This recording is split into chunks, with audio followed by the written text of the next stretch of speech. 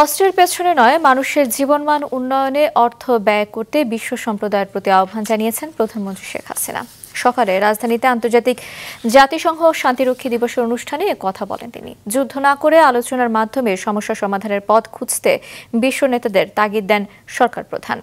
জাতিসংঘ শান্তিরক্ষা মিশনে অংশগ্রহণকারী বাংলাদেশ সহ বিশ্বের সকল দেশের শান্তিরক্ষীদের অসামান্য অবদান স্মরণ করতে প্রতিবছর পালন করা হয় আন্তর্জাতিক জাতিসংঘ শান্তিরক্ষী দিবস। সকালে রাজধানী বঙ্গবন্ধু আন্তর্জাতিক সম্মেলন কেন্দ্রে দিবসটির অনুষ্ঠানে যোগ দেন প্রধানমন্ত্রী শেখ হাসিনা।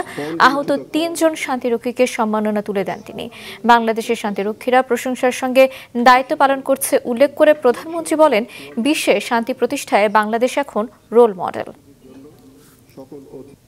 যারা অস্ত্র তৈরি এবং অস্ত্র প্রতিযোগিতায় এত অর্থ ব্যয় করছে তাদের কাছে আমার আহ্বান, অস্ত্র তৈরি আর প্রতিযোগিতা এই অর্থটা যে সমস্ত দেশ এখনও জলবায়ু পরিবর্তনের অভিঘাতে ক্ষতিগ্রস্ত হতে যাচ্ছে, সেই জলবায়ু অভিঘাত থেকে মানবজাতিকে রক্ষা করার জন্য সেই ফান্ডে সেই অর্থ দিতে পারে এবং ক্ষুধার্ত এবং শিক্ষাবঞ্চিত যে সমস্ত শিশুরা তাদেরও শিক্ষা এবং স্বাস্থ্য ও ক্ষুধা নিবৃত্ত করবার জন্য ব্যবহার করতে পারে।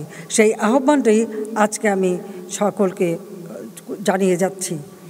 কাজে আমি সবসময় যেখানে যাই এই একটা আহ্বানই জানাই, সংঘাত না, যদি কোনো সমস্যা থাকে আলোচনার মাধ্যমে সমাধান করা, সেটাই হচ্ছে সবথেকে বড় কাজ।